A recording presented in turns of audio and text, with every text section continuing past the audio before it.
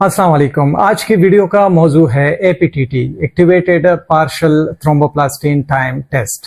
APTT एक ऐसा test है जिसकी मदद से हम तशखीस कर सकते हैं क्लॉटिंग फैक्टर्स की, उन क्लॉटिंग फैक्टर्स की जो कि हिस्सा होते हैं ब्लड कोगुलेशन सिस्टम में इंट्रिंसिक और कॉमन पाथवे के।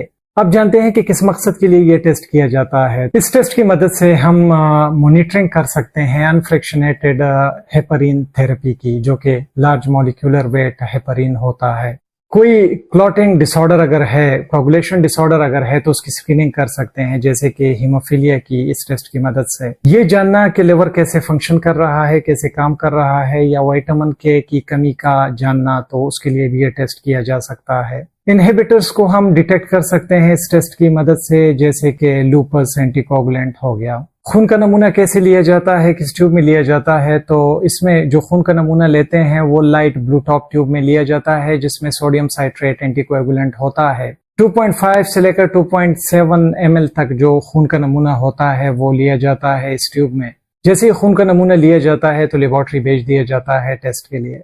नॉर्मल रेंज की अगर हम बात करें तो इसकी जो नॉर्मल रेंज है वो 25 से लेकर 35 सेकंड्स तक हो सकती है, लेकिन मुख्तलिफ लैब्स की मुख्तलिफ वैल्यूज हो सकती हैं, तो वो देखना जरूरी होता है रिपोर्ट में। अगर थेरेप्यूटिक रेंज जो हेपरिन के लिए है, अगर हम वो देखें तो उसमें जो नॉर्मल रेंज होती है इसकी, तो वो नॉर्मल रेंज 1.5 से लेकर 2.5 टाइम ज्यादा हो सकती है नॉर्मल रेंज से। जैसे कि ऐसे लोगों में फिर नॉर्मल रेंज 60 से लेकर 80 सेकंड्स तक भी हो सकती है। जानते हैं कि वो कौन सी वजह है जिसमें इस एपीटीटी टेस्ट की जो वैल्यू है वो बढ़ जाती है। तो अगर कहीं मरीज हेपरिन थेरेपी पर है, मरीज को हीमोफीलिया ए है जिसमें फैक्टर 8 की डिफिशिएंसी कमी होती है, हीमोफीलिया बी अगर मरीज को हो जिसमें फैक्टर 9 की कमी होती है, वॉन विली ब्रांड डिजीज में, लिवर डिजीज में, जिसमें जो क्लॉटिंग फैक्टर्स हैं वो कम बनते हैं, विटामिन के की कमी की वजह से, डीआईसी डिसेमिनेटेड इंट्रावेस्कुलर कोएगुलेशन की वजह से, या अगर लूपस एंटीकोएगुलेंट हो, या अगर और क्लॉटिंग जो इनहिबिटर्स हैं अगर वो मौजूद हो खून में,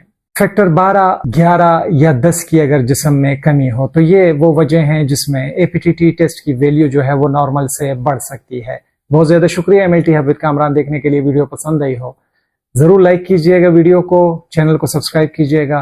अपना ढेर सारा ख्याल रखिएगा। अल्लाह हाफिज।